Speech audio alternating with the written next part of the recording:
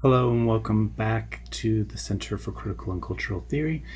My name is Dr. Roger K. Green, and this is part of a class on Homer and the critique of Western civilization. This is a contextualized reading for Book 8.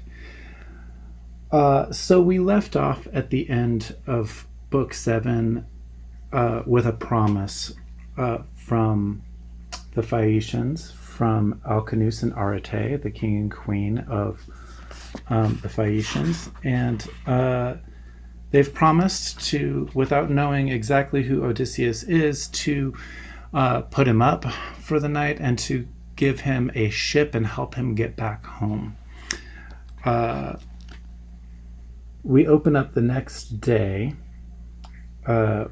with Dawn rising with her rose-red fingers. And here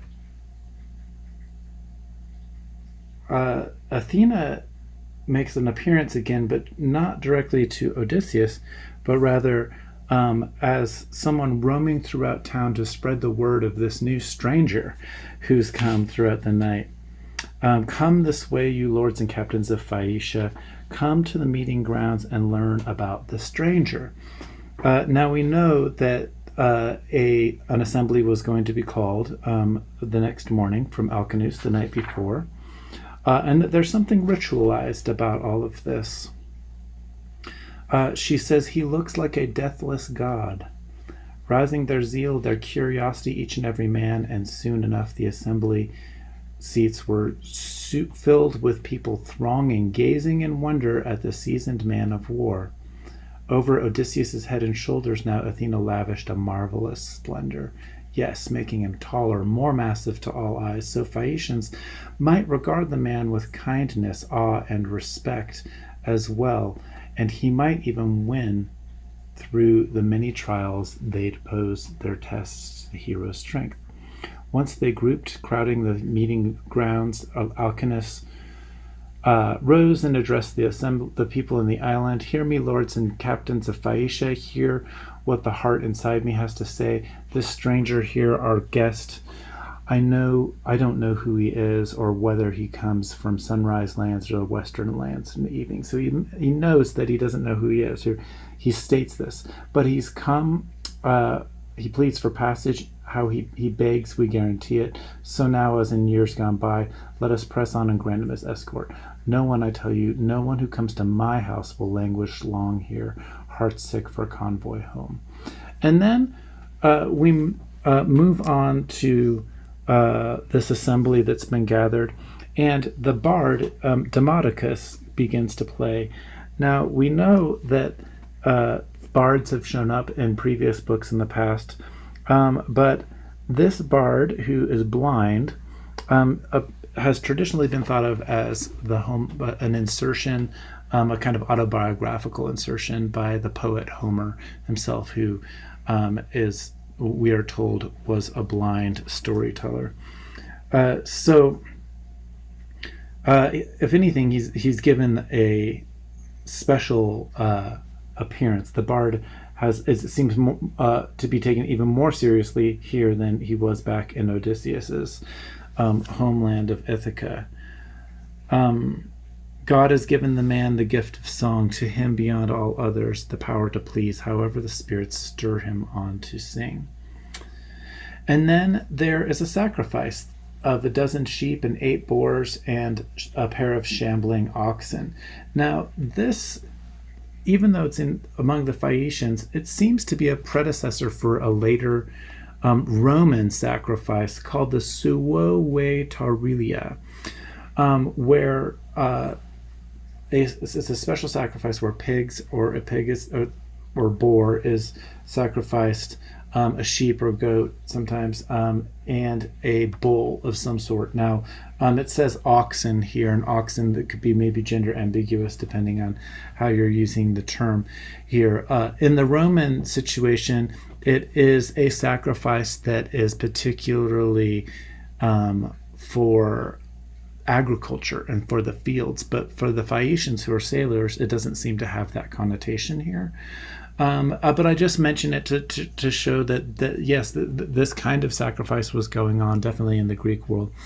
You might need someone who's more specialized um, uh, in the classical world or the ancient world than I am to speak to it more. But I just want to point it out here. There's something special about this occasion. And then the blind bard begins to sing, and the muse inspires him to sing of whom? But Odysseus. So he sings about Odysseus and Agamemnon and this fight that Odysseus gets in with Achilles. It's an argument, and Agamemnon relishes in this because he's been told that when two of his men will get into an argument like this, that it will signal the coming end of the Trojan War and the Greek the fact that the Greek victory over the Trojans. So the Demodocus, the bard, is singing this, and it brings Odysseus to weeping. And nobody seems to notice how he's weeping except for Alcinous. So this sets up a theme that this connection between Alcinous and Odysseus. And it does seem to be offering this kind of catharsis. Remember, that's a word that Aristotle uses in his Poetics for the reason why we should have tragedy or art in general in the ideal republic as a response to Plato's call in the Republic for somebody to defend why we need art in a society. And so Odysseus seems to be displaying that sort of thing, that this song is playing, it draws up all these emotions, and he seems to be letting something out. But Alcinous sees it, and then he changes the situation, and he says, "Hear me, my lords and captains of Phaeacia. By now we've had all our fill of food well shared, and the lyre too, our loyal friends at banquets. Now out we go again to test ourselves in contests, games of every kind, so our guest can tell his friends when he reaches home how far we excel the world at boxing, wrestling, jumping, speed of foot." And so there's this emphasis on the fact that they are going to show and display to Odysseus everything that is great about themselves, so that when he goes back home, he will tell stories of them and their greatness. Again, that's an example of the cultural value of Arete, which the queen's name, of course, is Arete as well. And so all of these athletes come out, but the athletes all have names that are associated with sailing, like topsail, riptide, row hard, seaman, sternman, surf at the beach, stroke oar, breaker, bowsprit, bowsprit, racing the wind, swing aboard and Seagirt, son of Great Fleet, shipwright's son, and launcher, broad sea.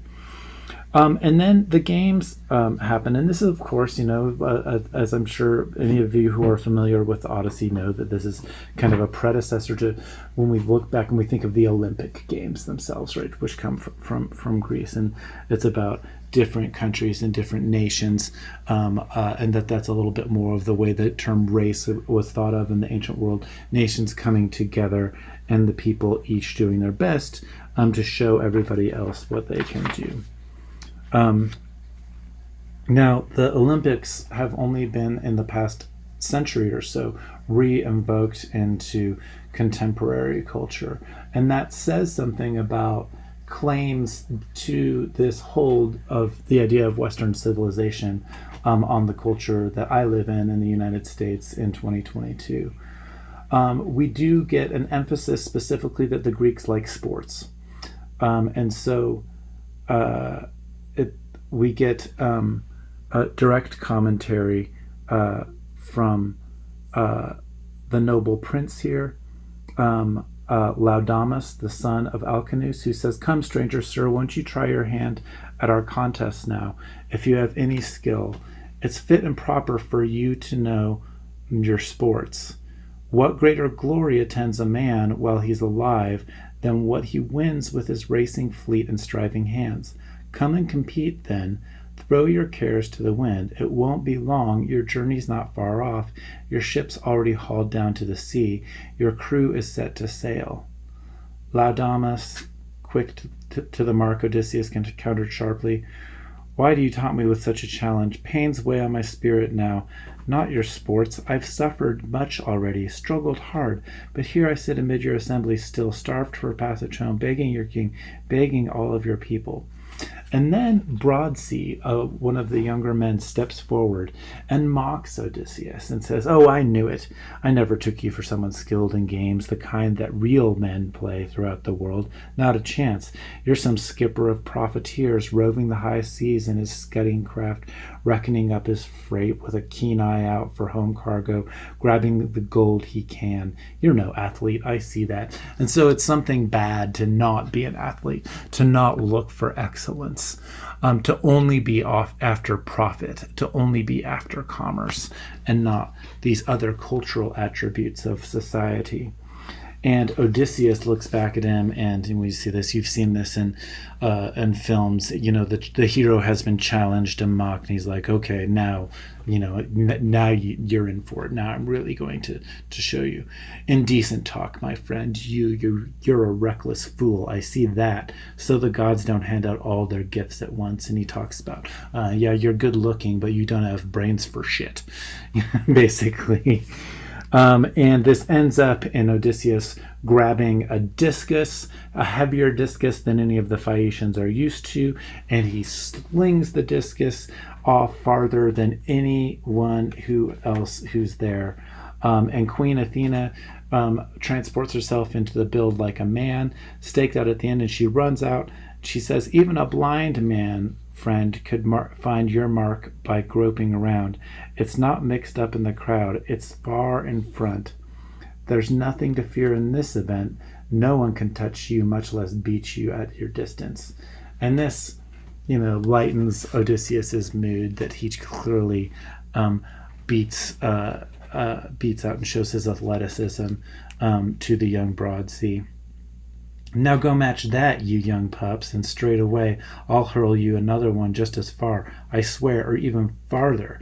All the rest of you, anyone with the spine and spirit, to step right up and try me. You've incensed me so. At boxing, wrestling, racing, nothing daunts me.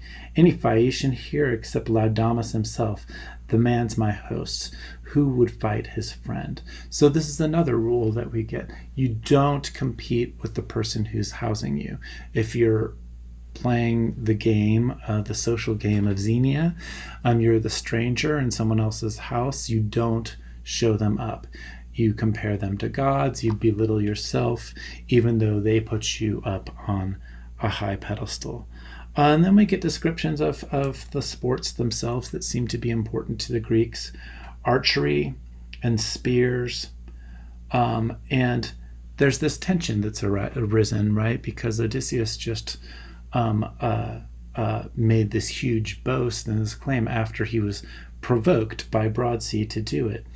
Alcinous once again steps in, and he becomes the pacifying force. He's diplomatic. And he says, "But come now, hear me out, so you can tell our story to other lords. Again, when you're going to leave, and we want you to know something about who we really are. So you can tell our story to other lords as you sit and feast in your own halls someday, your own wife and your children by your side, remembering there our island prowess here, what skills, what great Zeus has given us as well, down all the years from our fathers' days till now. We're hardly world-class boxers or wrestlers, I'll admit, but we can race like the wind. We're champion sailors too, and always dear to our hearts the feast, the lyre and dance, and changes of fresh clothes, our warm baths and beds. So come, all of you Phaeacian masters of the dance, now dance away, so our guest can tell his friends when he reaches home how far we excel the world in sailing, nimble footwork, dance, and song. Go, someone, quickly, fetch Demodocus now his ringing lyre. It must be hanging somewhere in the palace." And so, again, we shift away from tension through Alcinous, back to the arts, back to music, back to storytelling. And the story this time that Demodocus tells or sings is operating at the level of myth. you might say like, oh, the Odyssey, that's like myth, but it's not really. This is a written down epic that is interwoven with and displays greatly Greek mythology. And so the myths are the kind of stories that are showing up intertextually in this epic. Now, in this story, what we get is not the men or the Greek soldiers like Odysseus in the story. Instead, we get the story of the war god Ares and the goddess of love, Aphrodite. And now Aphrodite has been married to Hephaestus, who is the smith or the maker god. And Ares and Aphrodite are off making love with each other while Hephaestus is gone. And Hephaestus learns about it and then catches them in the act. Now, does this sound a little bit familiar? Well, if you remember to my last contextualized reading, I was talking about the Gigantomachy, and I was also mentioned the story of Hermes being the giant killer, which is not part of the Gigantomachy or the war between giants and the Olympians, but it is Hermes gets the name from when he kills Argus, the many-eyed giant monster who Hera has placed to guard the heifer, who's also the nymph Io, who has been the paramour of Zeus. So Zeus sends Hermes to kill this all-seeing giant so that then he can commit adultery against Hera. And Hera, of course, is the goddess of marriage, just like Juno is the Roman version, Juno being the goddess of marriage. And so, as I said in an earlier contextualized reading, marriage in the ancient world is not the same as in the modern world. After 1215, we have the Fourth Lateran Council, and the Christian Church took over in documenting marriages of all sorts of people. But in the ancient worlds, it seems to be the nobility, the important people who have marriages in churches. Not everybody has a marriage inside a church that is formal until later. And then that the dominance of Euro-Christianity then imposes itself onto other religious and secular traditions as well. And then our legal traditions too, as well. If you get married, you're supposed to, get a license from, or register it with the state and all of that sort of stuff. So Hephaestus weaves this web and then catches them in the act. And so Hephaestus is linked with Hera here. And once he catches them, he gives a plea to the gods. He says, Father Zeus, look here, the rest of you happy gods who live forever. Here is a sight to make you laugh, to revolt you. Just because I am crippled, Zeus's daughter Aphrodite will always spurn me and love that devastating Ares, just because of his stunning looks and racer's legs, while I am a weakling, lame from birth, and who's to blame? Both my parents, who else? If only they'd never bred me. Just look at the two lovers, crawled inside my bed, locked in each other's arms. The sight makes me burn. And he asks back his bride gifts. He says, no, they'll soon tire of bedding down together, but then my cunning chains will bind them fast till our father pays my bride gifts back in full, all I handed him for that shameless bitch, his daughter, irresistible beauty, all unbridled too. And so Hephaestus has brought all of the gods in to see this scene, but only the male gods show up. We're told that the female gods stay at home in their modesty, even Athena herself. And so there is a gendered element at work here. And then we get this laughing and mocking going on between the adulterer and the other gods, making fun of Apollo and Hermes are goading each other, and Apollo says, "Tell me, Quicksilver, giver of all good things, even with those unwielding shackles wrapped around you, how would you like to bed down golden Aphrodite?" "Oh, Apollo, if only," the giant killer cried. "Archer, bind me down with triple of those endless chains. Let all you gods look on, and all you goddesses too. How I'd love to bed that golden Aphrodite." And then everybody's laughing, and then Poseidon is the one who gets angry and says, "Let them go." And Hephaestus says, "I can't let them go until I'm avenged, and until the bride price I've paid has been returned to me." And here Poseidon steps in and says, "If Zeus doesn't pay it, and if Ares and Zeus don't pay it, then I will pay it myself." And then Hephaestus says, "Now there's an offer I really can't refuse." And that becomes the end of this song. And so we think about, like, what is this song doing? What is the work that the song is doing? Well, it comes in after this disagreement between Broadsea, who has mocked Odysseus, and then Odysseus has outproven the Phaeacians in his excellence, at least with the throwing of the discus. And so what we see here is that, again, culture wins out among the Phaeacians. The singing and the dancing, the nice clothes, all of that wins out through the diplomacy of Alcinous, who eases this tension by focusing rather than on external fighting. He focuses on the competition of games, and then the singing and the music and the dancing. And so what we get then after the song is just like Hephaestus in the story, gets restitution for the wrongs done to him by Ares and Aphrodite, promised by Poseidon. Odysseus is then given several parting gifts, and Broadsea apologizes for his arrogance, and Odysseus accepts.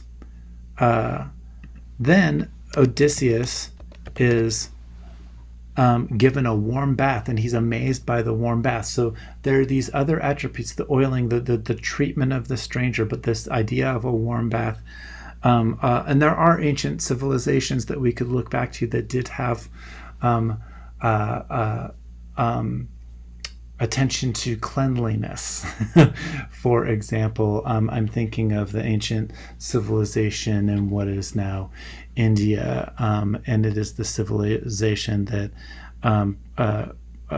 precedes the Aryans moving in from up north into the Indian subcontinent. There's an older civilization there that seems to have had a high attention to cleanliness and baths. And so there may be, to look back archaeologically and historically, something going on here as well. But that's not my area of specialties, and that's not exactly what this class is particularly about. What I mention all of this for is just to give us more attention to the idea that what we've seen is that Odysseus is emerging increasingly here as a culture hero, as somebody who has traveled around and witnessed all these other people, and they've shown them the best of themselves so that he can come back to Ithaca or to Greece and tell other folks the story.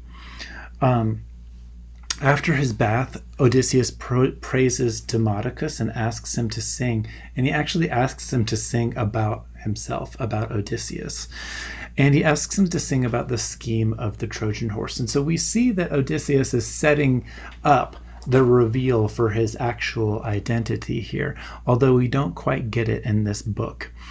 Again, Odysseus is brought to tears during the song.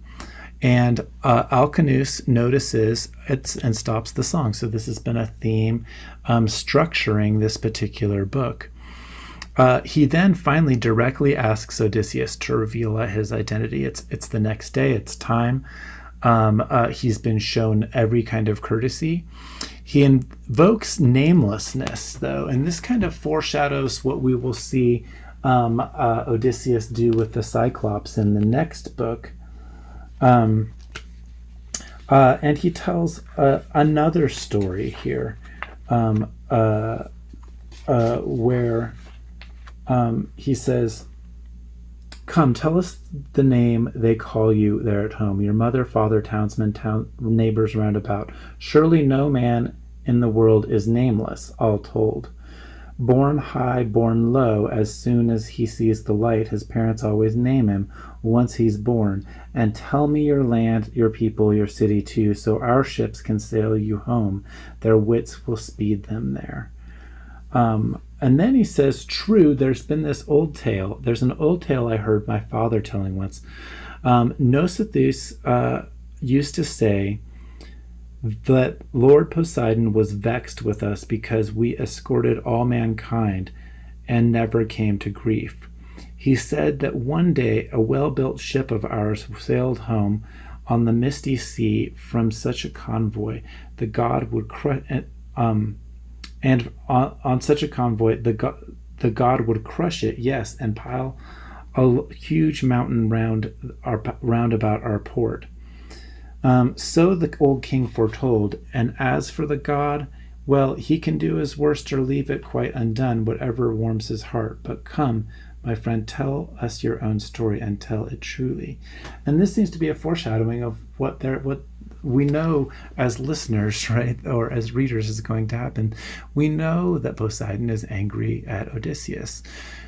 We know that he's bound them by oath and by honor to help give him a ride home. We know that they have been associated with the gods up until this point, but there seems to be some questioning about gods showing up in disguise. And Odysseus then is set up here to tell his own story. But just to close out here, where have your rovings forced you? What lands of men have you seen? What sturdy towns? What men themselves? Who were wild, savage, lawless? Who were friendly to strangers, God-fearing men? Tell me, why do you weep and grieve so sorely when you hear the fate of the Argives? Hear the fall of Troy. That is the gods' work, spinning threads of death through the lives of mortal men, and all to make a song for those to come. So this is why we die. This is this theme that it happens. And why Odysseus wants to make it home so badly is because he doesn't want to die nameless. Telemachus needs to find out what actually happened to his father, because Telemachus's fate as the inheritor of the kingdom is bound up with his father's fate. It's better to die nobly as a soldier's death with honor and fame and celebrity, to be cut down in your arete or your excellence than it is to die anonymously in this particular culture. And so we're set up, and in the next book, book 9, in the one-eyed giant's cave, Odysseus will become the storyteller himself. And so there is this paralleling that is slightly happening with, he has just praised Demodocus, the blind storyteller who has sang these songs. He's told one story briefly, the story of Calypso in the earlier passage, and we saw that that was layered with the tensions of an ancient war, perhaps between the Boeotians and the Atticans, or between Athens and Thebes, and that there has been a kind of law established that unites people who used to be rivals with one another. And so that seems to be in the background here. And again, overwhelmingly, like more and more, we get this distinction between, are they lawless savages, or are they people like us who follow these laws and customs like Xenia, what to do with a stranger. Now, just to be very clear and to emphasize, as I've been emphasizing throughout, only some people are privileged in this culture to receive the treatment of the laws of Xenia. The rest are servants. There are way more servants than there are the noble people that we see, but we encounter them even in what I call the cinematography, or the background texture of these stories, just the imagery itself. We just see them showing up whenever they are needed. Occasionally they're named, like 50 in number, 50 women servants for Alcanus, and that says something about his status and his wealth. And so this is part of the fabric of the culture of ancient Greece. And it's something that we can't shy away from. I think if people are going to claim that we in the United States today, or wherever you are in the world today, if we are inheritors of, in the so-called West, of this notion called Western civilization, then naturalized within that since ancient times has been the exploitation of other people, of slavery, of human trafficking. And if we are going to have different morals today, if we're going to say that we don't want to have those things, and other folks are claiming that we must keep embracing the benefits of Western civilization, how do we cast a sober look at what Western civilization is based on and what makes it up? And what, if we are going to maintain some adherence to it, what is worth maintaining adherence to, and what is worth critiquing, what is worth changing? And do the benefits outweigh the ongoing inequity, the exploitation, the dehumanization of other groups who don't quite get to rise to the level of being treated with xenia, the people who are anonymous and the people who are nameless. We'll continue on into the next book and contextualized reading. These are all questions I just ask you to think about because of our class of courses titled Homer and the Critique of Western Civilization. I'm not going to come completely down on one side or the other, or if there is even just two sides to these questions, but I do want us to be thinking about this and looking at it directly as we read this text. Thanks as always for your attention, and we'll catch up with you in another contextualized reading lecture. Have a great night or morning or afternoon, wherever and whenever you are.